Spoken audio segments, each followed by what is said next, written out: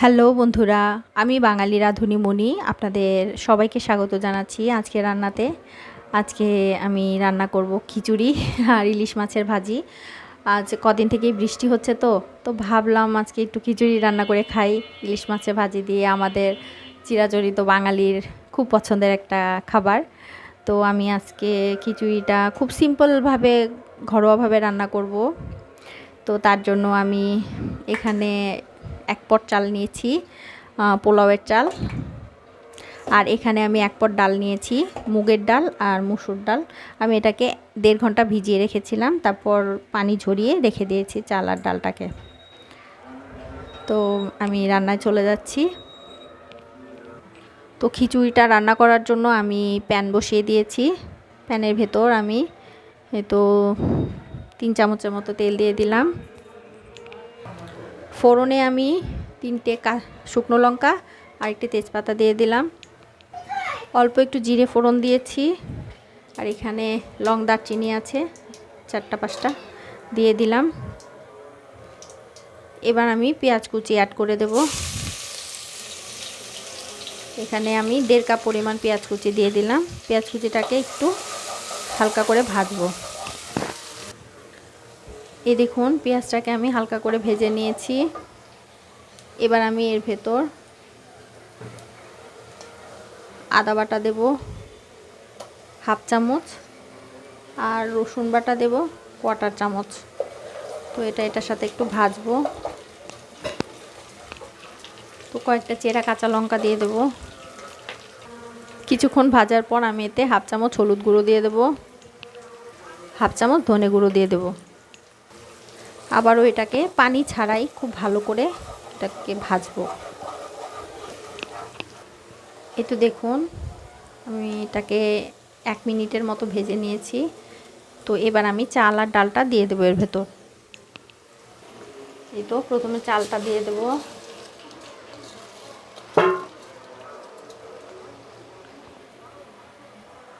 আর এবার আমি ডালটা দিয়ে দেব।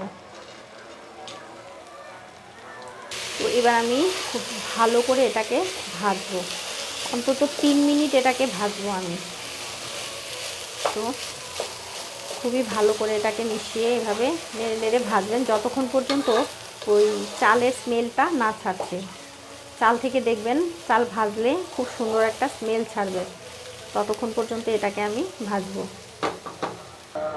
এই তো দেখুন আমি চাল আর ডালটাকে পুরো 3 মিনিট এটাকে ভেজেছি এবং খুব সুন্দর স্মেল বের হয়েছে। এই দেখুন। তো এবার আমি পানি অ্যাড করে দেব। চাল আর ডালটা যেহেতু 2 গ্লাস, সেহেতু আমি এখানে 4 গ্লাস পানি অ্যাড করব।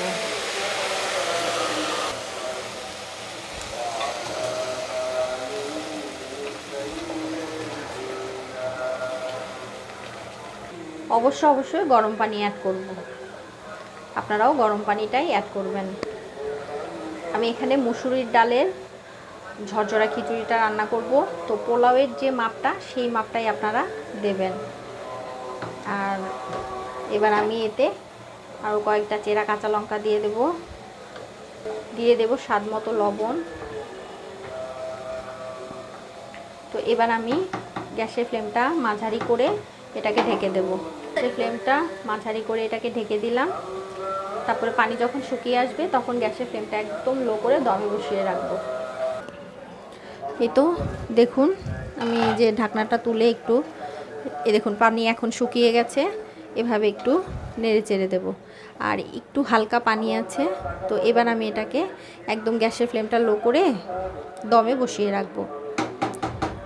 আমি এটাকে বেশি হলুদ দেইনি, হালকা কালারের জন্য। আপনারা আরেকটু হলুদ দিতে পারেন, আমার হালকা কালারটাই ভালো লাগে।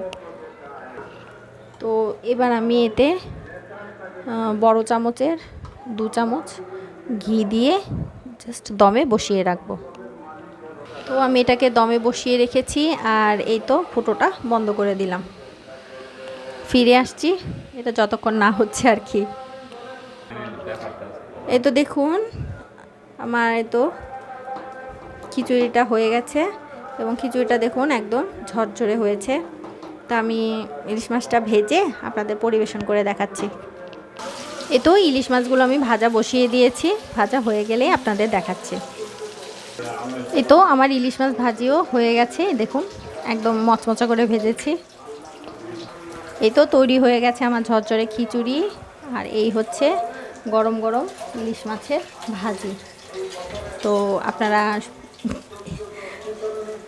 জানালায় বৃষ্টি দেখে দেখে এরকম খিচুড়ি আর ইলিশ মাছের ভাজিটা খাবেন কেমন। আর আমি এখানে শসা, পেঁয়াজ কুচি আর নিয়েছি কাগজি লেবু।